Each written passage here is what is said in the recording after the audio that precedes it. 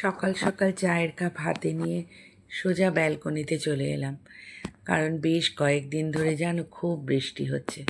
আর বৃষ্টি হলে না মনটাও একটুখানি কেমন জানি ভার ভার লাগে।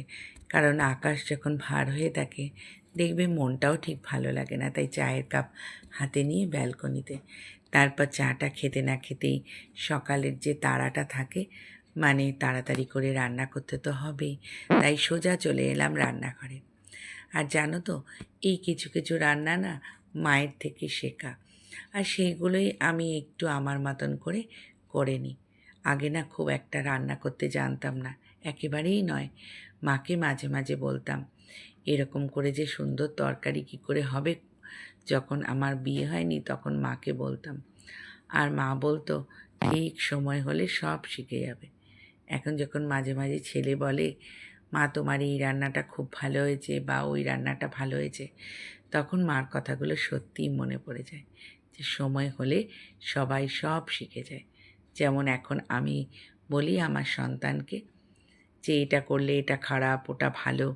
যখন মা আমাকে বলতো তখন ভাবতাম সত্যি কবে যে আমি মায়ের মতন হব, তাহলে আর এগুলো আমাকে শুনতে হবে না, পড়াশুনোর কথা মা বলবে না। এখন বুঝতে পারি মায়েরা যে কত ভালোর জন্য বলে, তাই না বলো? এই তোমাদের সাথে গল্প করতে করতে দেখো আমার ফুলকপিটা কিন্তু রেডি। আর জানো তো, ফুলকপিটার মধ্যে একটু দুধ, কাজু বাদাম, কিশমিশ একসাথে বেটে দিয়েছিলাম। তারপর ব্যালকনিতে দাঁড়িয়ে দাঁড়িয়ে আমি একটা ভয়েস দিচ্ছিলাম, কিন্তু এত আওয়াজ না, ভয়েসটা বন্ধ করে দিলাম।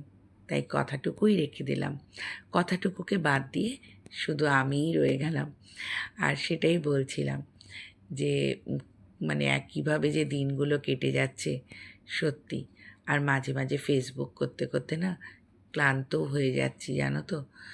এত কমেন্টসের রিপ্লাই করা বা সব কিছু নিয়ে মাঝে মাঝে কিন্তু একদম ক্লান্ত হয়ে পড়ি। এইভাবেই হয়তো দিনগুলো একটা একটা করে কেটে যাচ্ছে, জীবনটাও এগিয়ে চলছে, বয়সও বেড়ে যাচ্ছে। কিন্তু আমরা বলি একটা করে জন্মদিন, মানে আমরাও কিন্তু এগিয়ে যাচ্ছি, জানো তো।